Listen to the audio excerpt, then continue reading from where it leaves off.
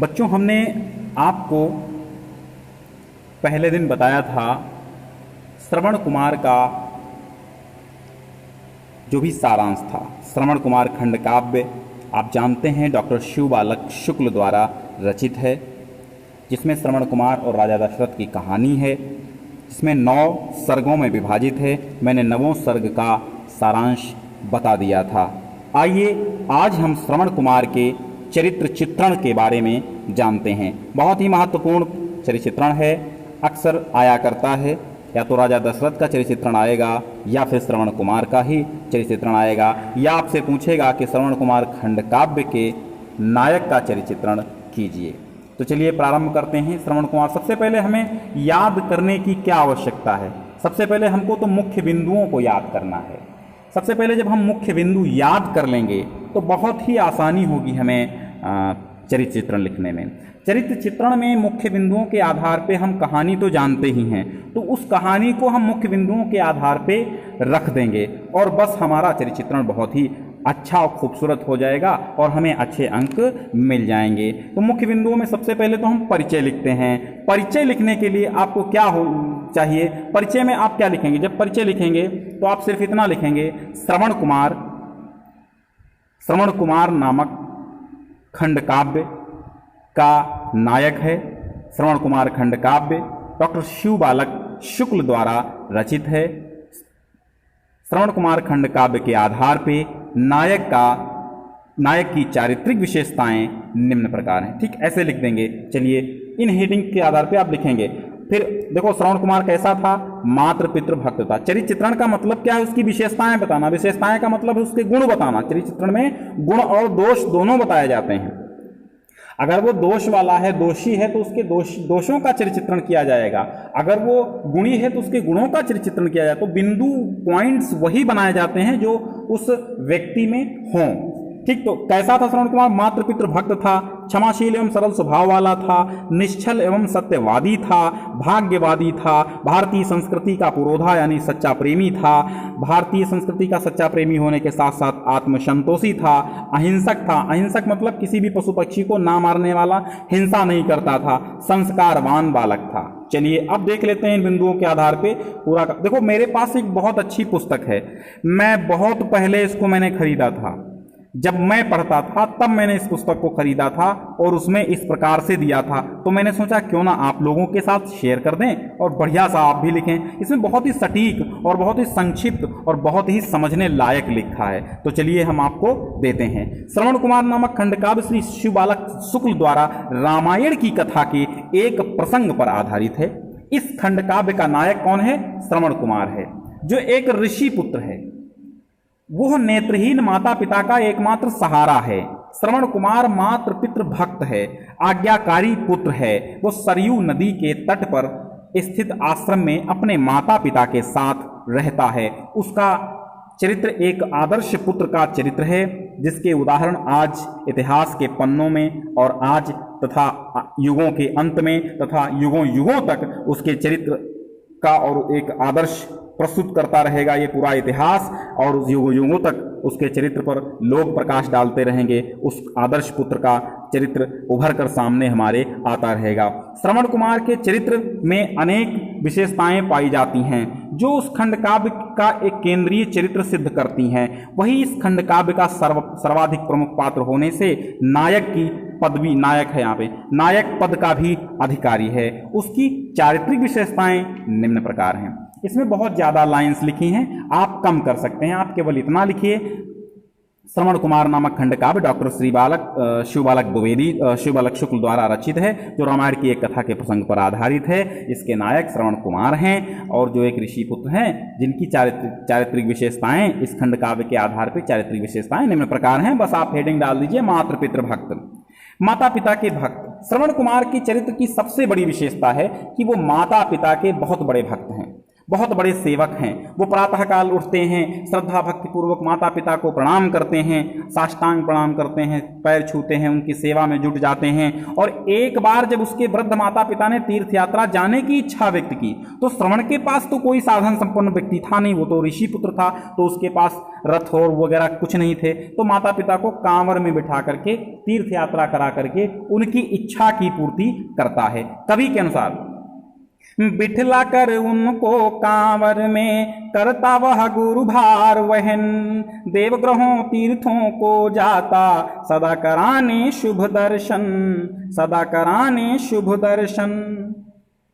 बेटा आप जिस जिस जिलों में ये चलता है आप ध्यान देके उसको समझ लीजिए और बहुत अच्छा है। दशरथ के बाण से घायल होने के पर भी श्रवण को अपने प्राणों की चिंता नहीं है, उसे तो अपने प्यासे माता पिता की ही चिंता रहती है, उसी की चिंता सता रही है। वो कहता है मुझे बाण की पीड़ा संप्रति इतनी नहीं सताती है, पितरों के भविष्य की चिंता जितनी व्यथा बढ़ाती है। क्षमाशील एवं सरल स्वभाव वाला। अब श्रवण कुमार कैसा है? क्षमाशील है एवं सरल स्वभाव वाला है श्रवण कुमार। उसके हृदय में द्वेष भावना लेश मात्र भी नहीं है, ईर्ष्या रंच मात्र भी नहीं है। दशरथ के बाण से घायल होने पर भी वो दशरथ का सम्मान करता है और दशरथ को क्षमा भी कर देता है। ठीक है, तो क्षमाशील ऐसे हो गया। निश्चल एवं सत्यवादी, इस प्रकार आपको लिखना निश्चल एवं सत्यवादी कैसे है ये आपको सिद्ध करना, यानी आपको जो हेडिंग्स डालनी हैं उन हेडिंग्स को आपको सिद्ध कर देना है। श्रवण के पिता, आप चाहे अब कुछ बच्चे पूछे कितने पेज में लिखा जाएगा, पेज क्या, इसका कोई पेज का वो नहीं होता है, इसको कई पेज में भी, मतलब 3 पेज में, 2 पेज में, 1 पेज में, 1.5 पेज में, जिस हिसाब से आप लिख सकें। चरित्र चित्रण का कोई ज्यादा निर्धारण नहीं होता, बस 2 पेज से 1, 1.5 पेज से 2 पेज से 1 पेज से कम नहीं होना चाहिए और 2 2.5 पेज से ज्यादा नहीं होना चाहिए। चलिए, निश्चल एवं सत्यवादी। श्रवण के पिता वैश्य तथा माता जो थी वो शूद्र थी, शूद्र जाति की थी। इस प्रकार श्रवण जो था वो वर्ण संकर पुत्र था। श्रवण स्पष्टवादी है, वो किसी से कुछ नहीं छिपाता है। वो दशरथ द्वारा जब ब्रह्म हत्या की संभावना, मतलब जब दशरथ द्वारा श्रवण के बाण लगा तो दशरथ डर गए कि मुझे तो ब्रह्म हत्या का पाप लगेगा। तो ऐसा उनको प्रकट होने पर वो स्पष्ट बताता है कि मैं ब्रह्म कुमार नहीं हूं। अरे वैश्य पिता माता शूद्रा थी, मैं यो प्रादुर्भूत हुआ, संस्कार के सत प्रभाव से मेरा जीवन पूत हुआ। वो ये मानता है कि जन्म से नहीं, मनुष्य कर्मों से, संस्कारों से मानव को सम्मान को प्राप्त होता है। भाग्यवादी भी है। चौथी हेडिंग आप डालेंगे भाग्यवादी। श्रवण कुमार भाग्यवादी है, वो मानता है कि जो भाग्य में लिखा है वो होके रहता है, वो उसे कोई नहीं मिटा पाता है। जो भवितव्य वही होता है, उसे सका कब कोई टाल। दशरथ के बाण से अपनी मृत्यु को भी वो अपना भवितव्य मानता है, अतः दशरथ को भी वो क्षमा कर देता है और दशरथ को क्षमा करने में ही अपनी महानता का परिचय दे देता है। अब भारतीय संस्कृति का सच्चा प्रेमी है कौन? आप चाहें तो ये कोटेशन याद कर सकते हैं ये वाले, और ना चाहें तो नहीं भी याद कर सकते हैं, ऐसे भी लिख सकते हैं, लेकिन इनको लिख देंगे थोड़ा आनंद आ जाएगा, मजा आ जाएगा। किसको? एग्जामिनर को। भारतीय संस्कृति का सच्चा प्रेमी है श्रवण कुमार। भारतीय संस्कृति का सच्चा प्रेमी है। 4 वेद 6 दर्शन भारतीय संस्कृति का आधार हैं। धर्म के 10 लक्षणों को वो अपने जीवन में धारण किए हुए हैं। वो कहता है दम अस्तेय अक्रोध सत्य धृति विद्या क्षमा बुद्धि सुकुमार शौच तथा इंद्रिय निग्रह हैं 10 सदस्य मेरे परिवार। ठीक, वो ये समझाता है उनको। धर्म के 10 लक्षण हैं ये। आत्मसंतोषी है कौन? श्रवण कुमार स्वभाव से संतोषी है, उसे भोग तथा ऐश्वर्य की कामना नहीं है। उसका कथन है वन्य पदार्थों से ही होता रहता मम जीवन निर्वाह, ऋषि हूं नहीं किसी को पीड़ा पहुंचाने की उर में चाह, पहुंचाने की उर में। मेरा जीवन निर्वाह बड़ी सरलता से इस वन प्रांतर में होने वाली वस्तुओं से हो जाता है।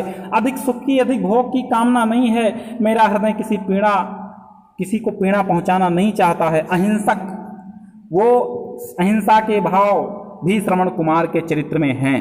वो किसी भी पशु, किसी भी जीव को हानि नहीं पहुंचाता है। संस्कार को महत्व देने वाला श्रवण कुमार कर्मशील एवं संस्कारों को महत्व देने वाला एक संस्कारी व्यक्तित्व का धनी नायक है उसके जीवन में पवित्रता संस्कारों के प्रभाव के कारण ही है।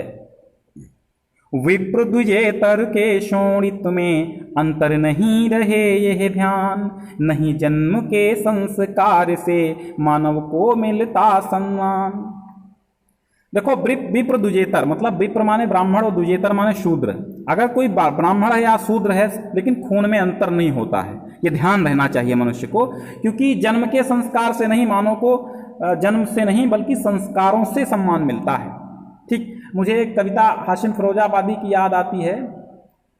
तो फिर ये कैसा है मतभेद, तो फिर ये कैसा है मतभेद, मेरा खून न काला है और तेरा खून सफेद, तो फिर ये कैसा है मतभेद। जब हमारा और आपका रक्त एक जैसा है, जब हमारा और आपका अस्थि चर्म एक जैसी है, जब हमारा और आपका सारी वस्तुएं एक जैसी हैं, मनुष्य का शरीर एक जैसा है, वही चर्म, वही हाड़, वही मांस, वही रक्त की लालिमा, सब कुछ जब एक जैसी है तो क्यों ये भेदभाव?